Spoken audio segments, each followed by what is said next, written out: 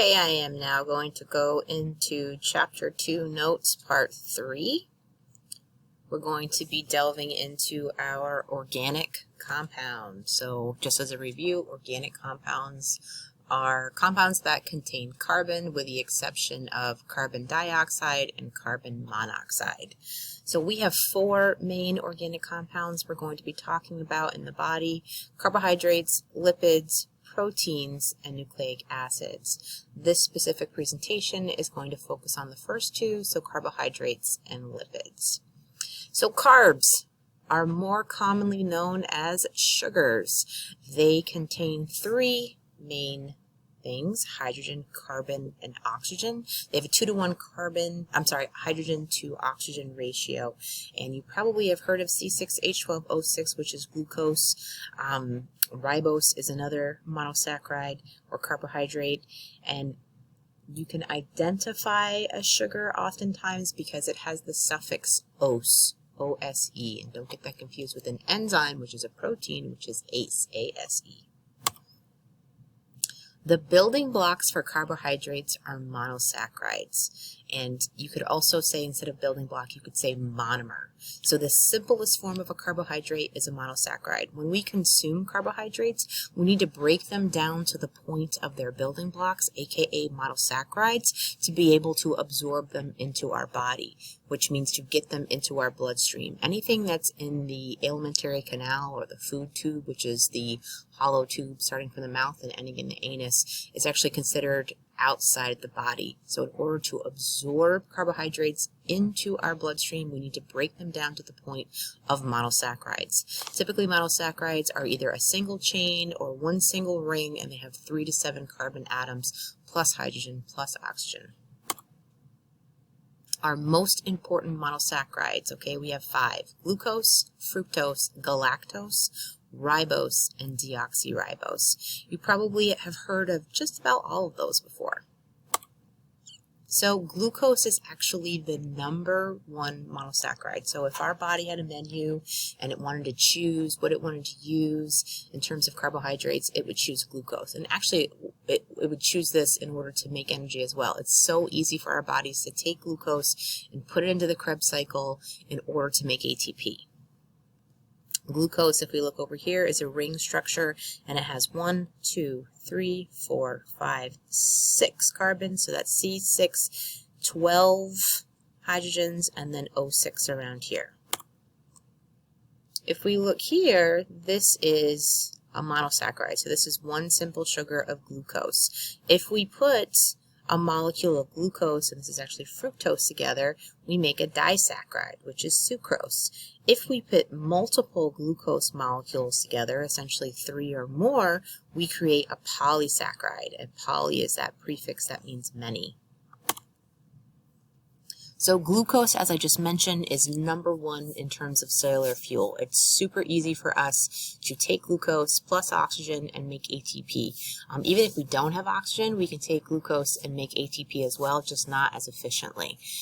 In terms of aerobic respiration, 1 glucose molecule plus oxygen, we can yield 36 ATP. If we don't have oxygen readily available, 1 glucose molecule will lead to 2 ATP. Fructose and galactose, our body just basically actually converts them into glucose, so we can use them to make ATP. Ribose and deoxyribose probably sound familiar when you're thinking about DNA and RNA. So DNA and RNA are made up of, they're nucleic acids that are made up of their building blocks, which are called nucleotides. And a nucleotide has 3 things to it. One's a phosphate, one's a nitrogenous base, the other is a 5-carbon sugar. And with DNA, that's deoxyribose, and with RNA, that's ribose. All monosaccharides, because they are the monomers of carbohydrates, or the building blocks, can cross plasma membranes to get into our body.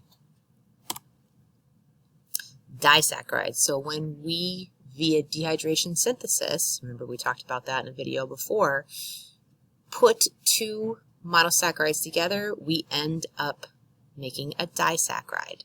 So those are 2 sugars, 2 monosaccharides bound together. They cannot cross the plasma membrane. They are too big. So here we are showing 2 molecules of glucose coming together. Glucose plus glucose will come down here and actually make maltose. So this is a dehydration synthesis reaction where we're taking out a molecule. And I told you that these reactions are reversible. So we could add a molecule of water to this maltose, this disaccharide, and end up making 2 glucose molecules. So here are our disaccharide combinations. So sucrose is glucose plus fructose. So to me, if I think of adding glucose plus fructose, that sounds super sugary. So that's how I come up with sucrose. Glucose plus galactose, well, it's got that lactose already in there, so that's how I remember lactose. And glucose plus glucose, that's putting 2 of the same monomer together. So I think glucose plus glucose, 2 monomers together makes maltose, M-maltose. Again, disaccharides cannot cross the plasma membrane. In order to absorb them, we have to break them down via hydrolysis. So we're adding water molecules to break those bonds down, to put them into their monosaccharide components, and then we can, add them in our body.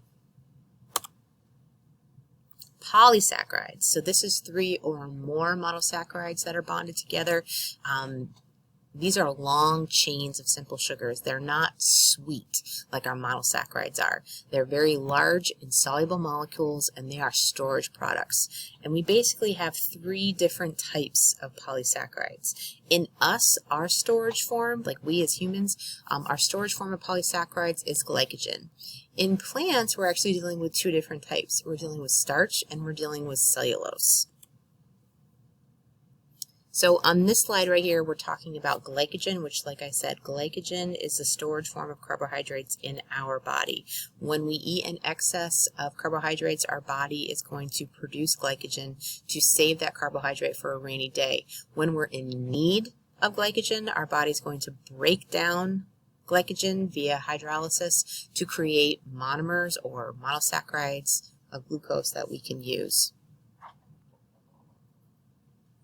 So glycogen, as I said, I just had to stop the video, sorry, so I can't remember where I left off. Glycogen is the storage form of carbohydrates within our body. Starch is actually the storage form of carbohydrates in plants, but actually the most common polysaccharide on earth is cellulose. We can break down glycogen, we can break down starch, we actually can't break down cellulose. That's probably why we don't eat stuff like grass and hay, because that's got a large amount of cellulose in it.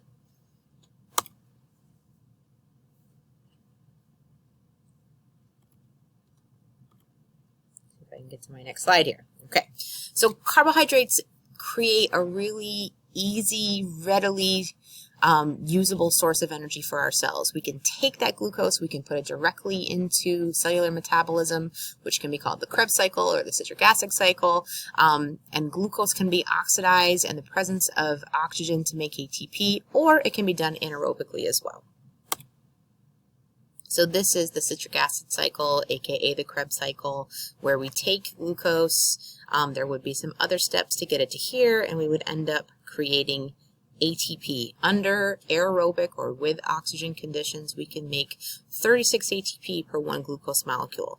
If we do not, if we don't have oxygen, we're going to cut this part out, and we just do what's called anaerobic glycolysis, and then 1 glucose molecule leads to 2 ATP. If carbohydrates are not used right away, we're going to be like a little chipmunk with some acorns, and we're going to store it as glycogen. It can get deposited in our muscle cells. It can get deposited in fat deposits underneath our skin and around our organs. All right, so that was carbs. Our next group is lipids. So lipids are a pretty large and diverse group. They are mostly made up of carbon, hydrogen, and oxygen. However, there's very little oxygen in them. There's mostly carbon and hydrogen. And because of this, they're relatively neutral molecules. Because they're neutral molecules, they don't enjoy playing with water. Water is a charged polar molecule. So fats tend to be neutral, making them hydrophobic or water-hating. They do not dissolve well in water. We have 3 classes of lipids that I want to talk about: triglycerides, phospholipids, and steroids. So triglycerides are composed of the building blocks, which is a glycerol backbone and 3 fatty acid chains, okay? The glycerol is actually the same no matter which triglyceride we're talking about, but it's the combination and structure of the fatty acid chains that give each triglyceride its name. So what do I mean by that? So this is the glycerol backbone, and then here are the 3 fatty acid chains that determine the name of this triglyceride. And what's important to note is what type of bond we have from carbon to carbon. So in this yellow one we see that's all single bonded, but these 2 brown ones down here we see that we have some double bonds. That's what these 2 lines mean down here between carbon molecules. This would actually be an unsaturated triglyceride or an unsaturated fat. So the length of the fatty acid chains as well as the C to C, which means carbon to carbon bonds, are going to determine if this fatty acid, if this triglyceride, excuse me, is saturated or unsaturated. If a triglyceride is saturated, that means that it is solid at room temperature, like an animal fat. If it's unsaturated, if it has just one double bond between carbon in the fatty acid chain, we call it an unsaturated fat, and it is going to be liquid at room temperature. If it's got one double bond, it's going to be a monounsaturated fat. If it's got more than one, we're going to call it a polyunsaturated fat. And some examples of that are olive oil.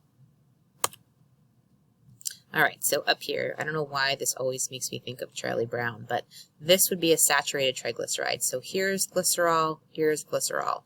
What's different is that this to this means carbon. So when you get into organic chemistry, you're going to understand that every bend right here is actually referencing a carbon molecule, and it's also just a given that there are hydrogens bonded to this as well, okay? So this is all single bonded, so it's a saturated triglyceride. It would be solid at room temperature. These 3 fatty acid chains, we have 1, 2, 3 double bonds, so this would actually more specifically be a polyunsaturated triglyceride. Trans fats, okay. So in a trans fat, these are modified. They're not found in nature. It's something that, sorry, I'm still at school.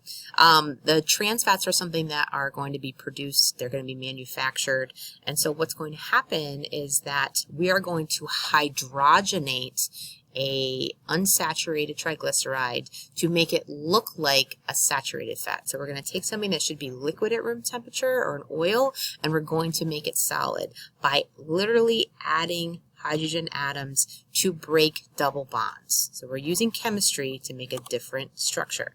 So in this substance right here, we would be adding hydrogen atoms to this double bond, this one, and this one to make them single bonds so that this, which would supposed to be liquid at room temperature, looks solid.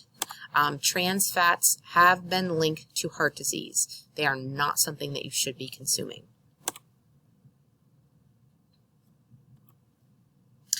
All right, phospholipids. They are very similar to triglycerides, so they have a glycerol backbone. They have 2 fatty acid chains, but one of their fatty acids is going to be turned into actually a phosphate-containing group, okay? This phosphate-containing group actually gives them a charged portion. So the glycerol backbone and the 2 fatty acid chains tend to be hydrophobic versus the charged phosphate group is actually hydrophilic or water-loving. And you probably have heard of phospholipids in the plasma membrane of cells. So here is the glycerol backbone. Here are the 2 fatty acid chains that are hydrophobic, and then here's the phosphate-containing group right here, which is hydrophilic, which means water-loving. So this portion can, hang out with water. This portion does not want to hang out with water. And this gives rise to our phospholipid bilayer, which makes up our plasma membrane of each and every one of our, like 40 trillion cells. And then finally, the last lipid is steroids, and they are created by 4 interlocking rings. They're mostly hydrogen and carbon, and they are also insoluble in water. Our most popular one is cholesterol, and here we see we have 1, 2, 3, 4 interlocking rings with this R group that determines what steroid this is. Here are some functions of steroids.